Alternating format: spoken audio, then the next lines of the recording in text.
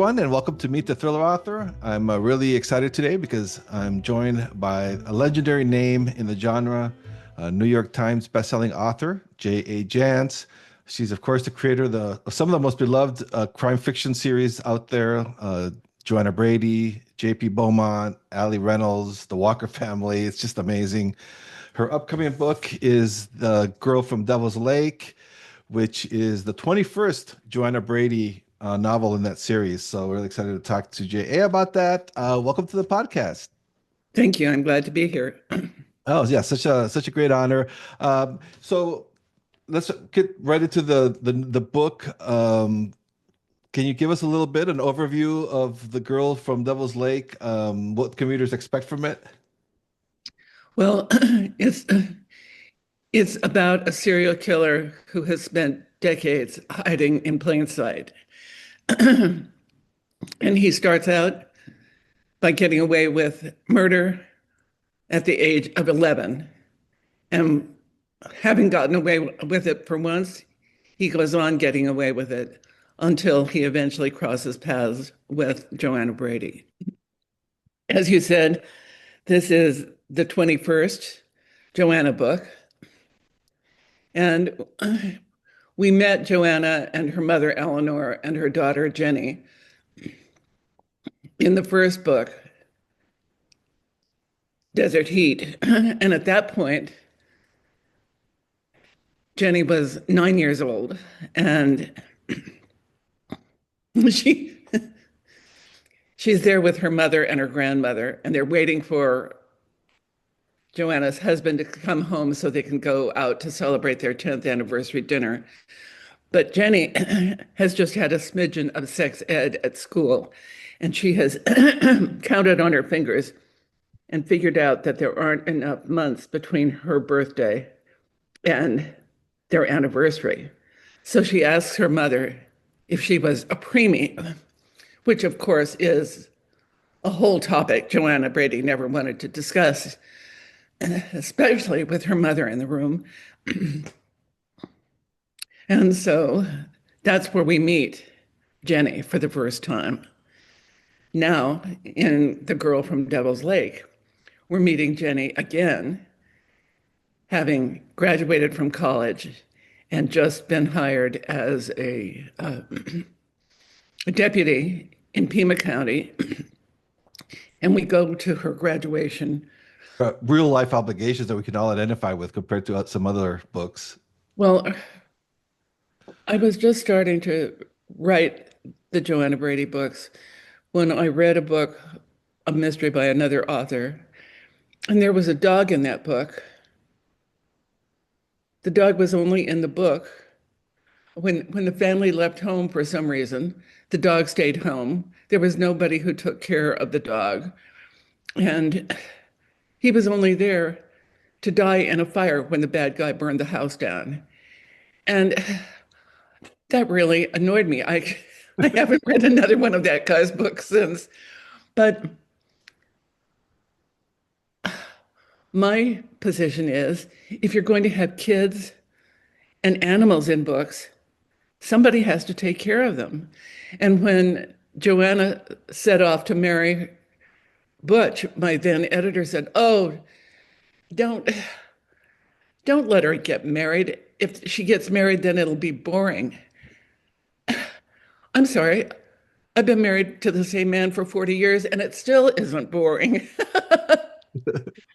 Being married is lessons in diplomacy, lessons in survival. It's all kinds of things, but it is certainly not boring.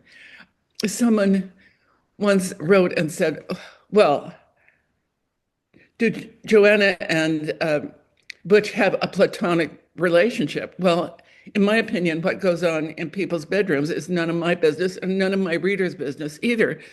But I said, well, they have two kids together, so I don't think so. Not too platonic. Yeah.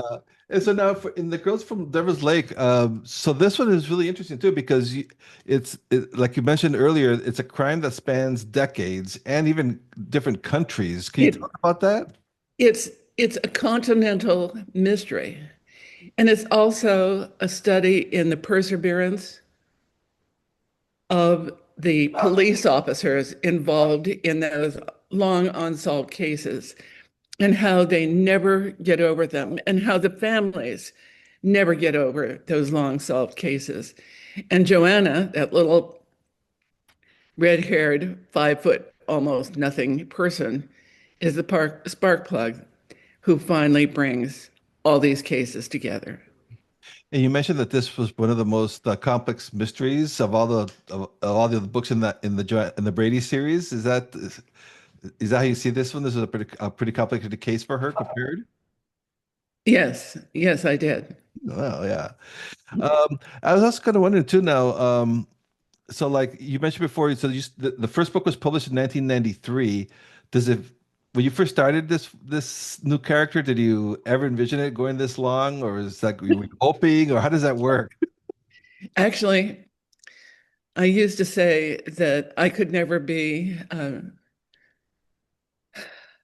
never write 26 books in the Kinsey Melhones series because I could never write that many books about the same character. And so it's really surprising to me to be working on Beaumont number 27 right now. But the reason I've been able to keep on writing about these characters is I've been able to move from character to character and locale to locale and not always be writing about the same character. If I had just written Beaumont or just written Joanna, I I would have lost interest would have flagged a long time ago.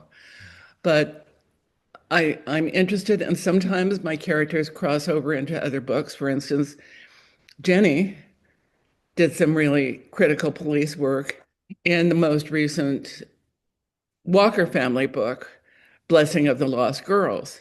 And that was what really plugged her into law enforcement. Excuse me, I have to apologize. My dachshund, Mary, hears strange voices in the room, and she is protecting us from you. Oh, okay, that's good. Better than my Chihuahua, who's just sitting there sleeping. So, Well, your Chihuahua is better behaved than my Doxy is. yeah, yeah, mine doesn't care. She's like, oh, whatever, you're on your own. Yours is more protective, so that's good. Um, and so I was wanting to know with your process because it's so fascinating. I've read other interviews with you where you don't outline. Is your process changed since you first started, or you still? Nope, I started the new Beaumont book yesterday with no outline, no parachute. But what I've learned is if I can start a book, if I can find a place to start a book, I can write it to the end. So I start at the beginning, I write to the end, and I'm always surprised by stuff that happens along the way. And do you always work on like you won't work like you'll work on a Brady book and then you'll work on a Beaumont book? Well, I'm actually juggling three separate books right now because I'm promoting The Girl from Devil's Lake, the editorial letter for Smoke and Mirrors, the next Alley book, should be back within the next week or so. And I've started the next Beaumont book.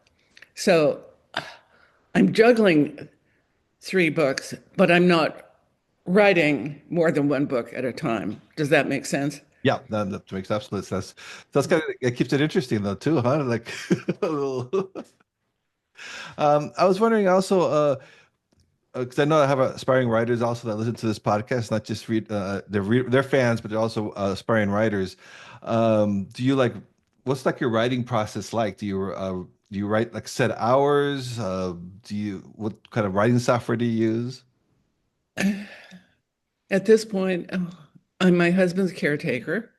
So I get up, I read the news, I make breakfast, I get my 10,000 steps. By the way, let me check where I am today. I don't have my 10,000 steps today, but I'm currently at,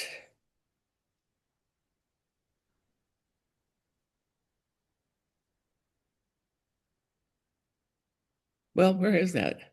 41,735,012 steps. That's 19,826 miles. I've been walking 10,000 steps a day since 2015. Oh, wow. So I get my steps, and then around 1:30 or so is when I sit down to work. And do you use like Word to write your stories? Do you use Word? I do not do Windows either kind. No, I'm a Mac girl. I work in Pages. Okay, yeah, yeah. I'm a Mac guy, so But when I bought my first computer in 1983, my first husband, comma, the jerk, comma, died of chronic alcoholism at age 42 in 1983. And I had, when I started dating him, my parents said, this guy is trouble. And of course they were right. And of course I ignored them. But as soon as we married, my dad made sure I had a life insurance policy on my husband, of which I was both the owner and the beneficiary.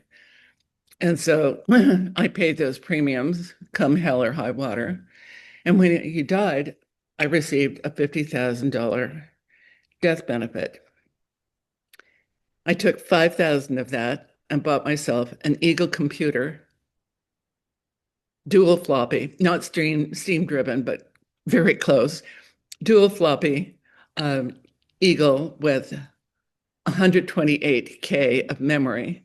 And I worked on a word processing program called Spellbinder for an aspiring mystery writer. Spellbinder was the right program for me.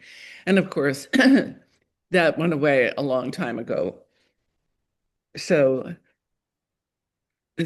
then I've never worked in Word, but of course, I have to translate my manuscripts to Word before I send them in New York to New York because none of them can deal with Pages. I'm a Mac girl, yeah, at least Pages makes it very easy to export it as a Word doc. Yeah. but I want to tell you if there are aspiring writers Mhm. listening to this, I started writing in 1982 when I was a single parent, two little kids, no child support. I invested 10% of my death benefit, $5,000 in myself by buying that computer and a daisy wheel printer. Oh my God. Printing manuscripts on a daisy wheel printer with paper jams was hell on earth. It was so nice when I could finally just send the file to New York. But the guy, David Graham, the guy who sold me my first computer, fixed it so that when I booted up, and I wrote with those two little kids, the only time I had to write was from 4 o'clock in the morning until 7 o'clock in the morning before I got my kids up to go to school, got me dressed to go sell life insurance. But David fixed it. So every morning when I booted up my computer at 4 o'clock, the words that appeared on the screen were these: a writer is someone who has written today. And today I don't qualify because I haven't written a word yet. Well, do you write every day?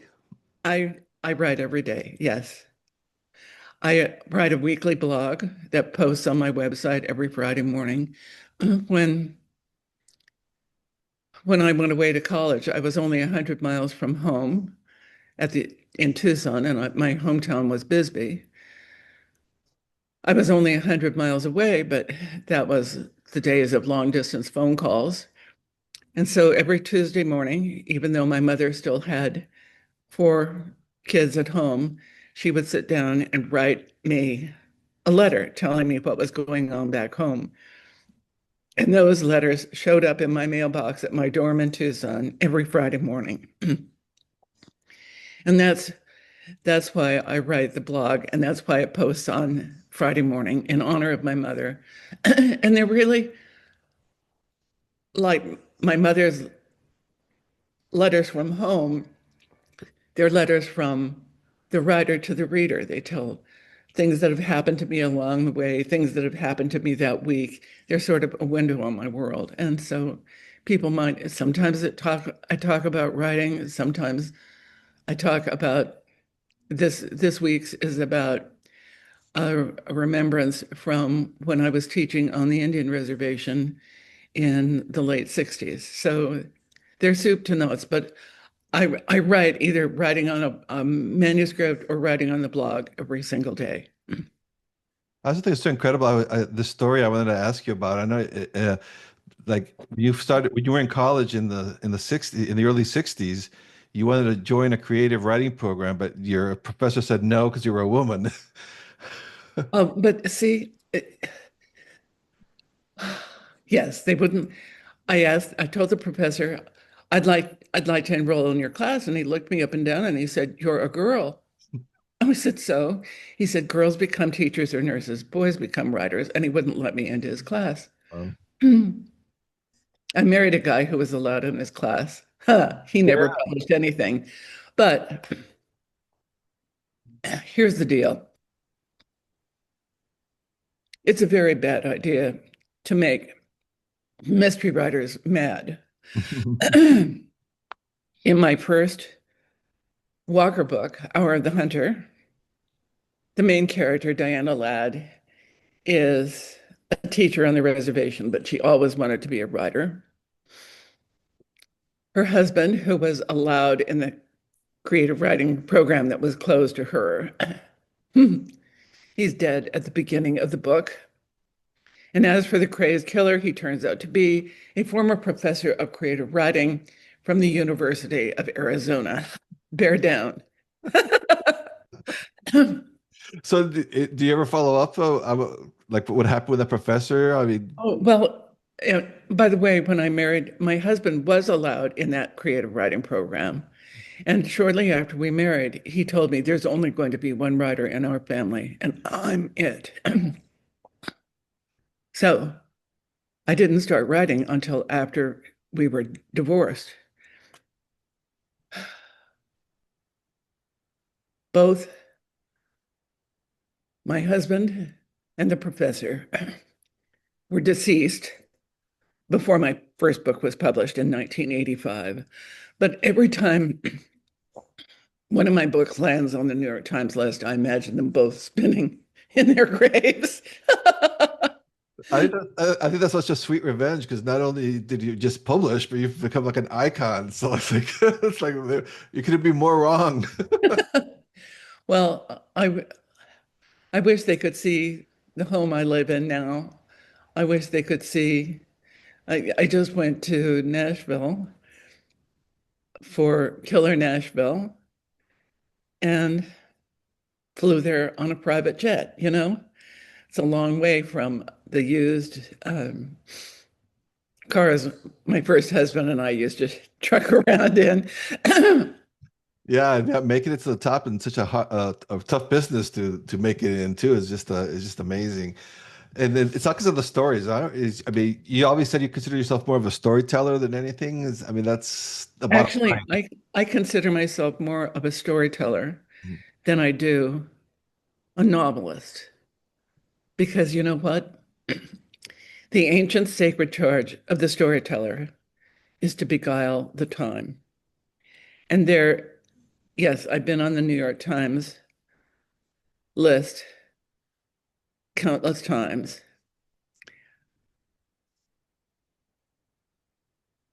but what gives me the most satisfaction is a man from Florida wrote to me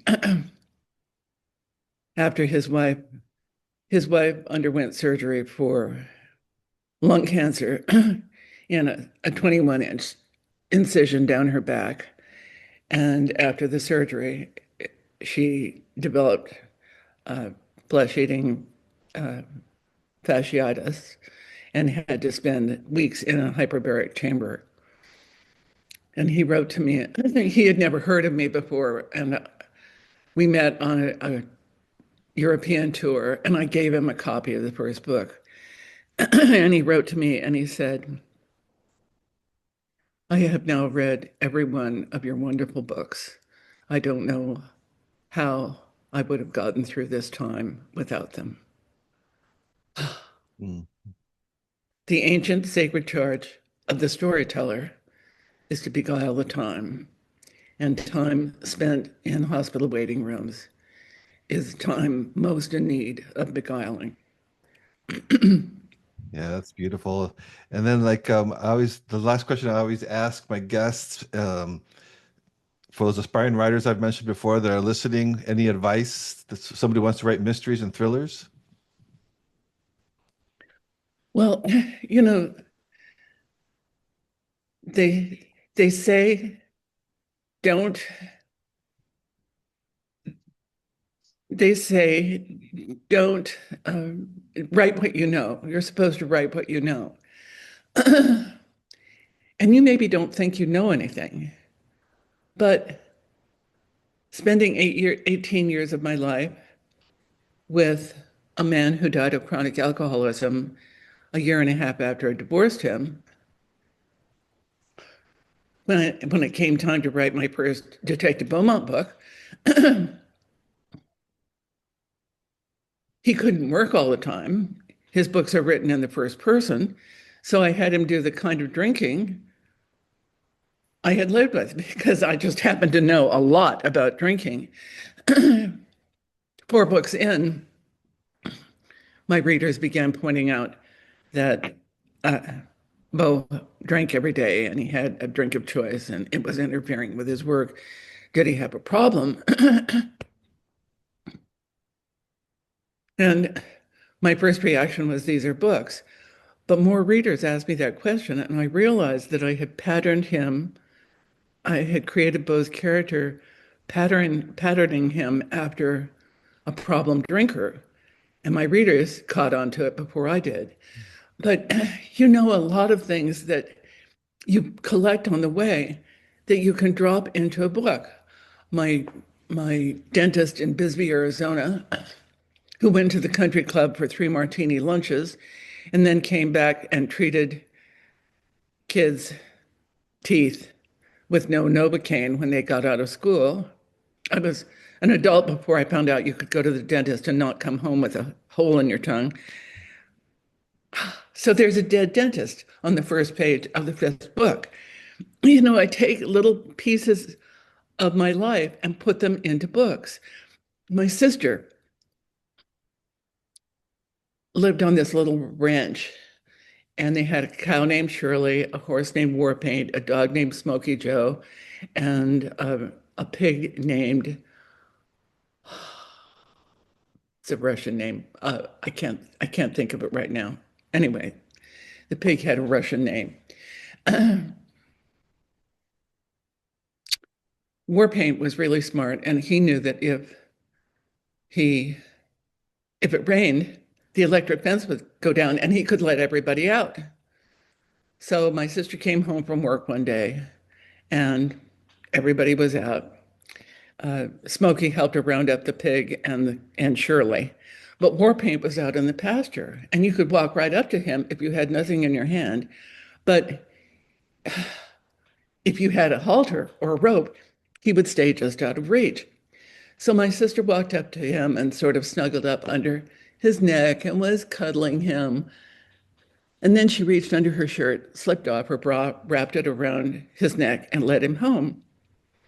In Joanna Brady, number 5, she is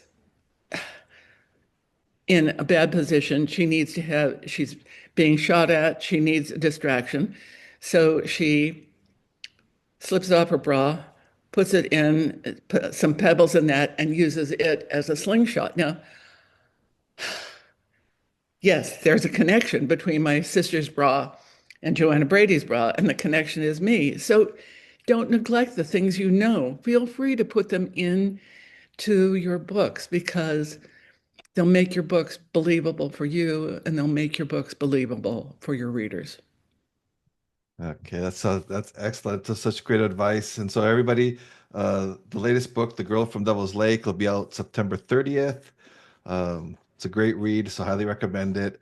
I hope it's fun and I hope people go to my blog because there's a lot of writing advice that gets inadvertently put in those posts. Yeah, I've been reading it. So doing my research for the interview, I started reading them, and I'll definitely going to link to it on my website and everything because you have some fantastic posts there on everything, not just writing, but just like on your incredible career and life. So it's been, I've enjoyed them. So thank you for doing that. Well, I started dreaming of being a writer when I was in second grade.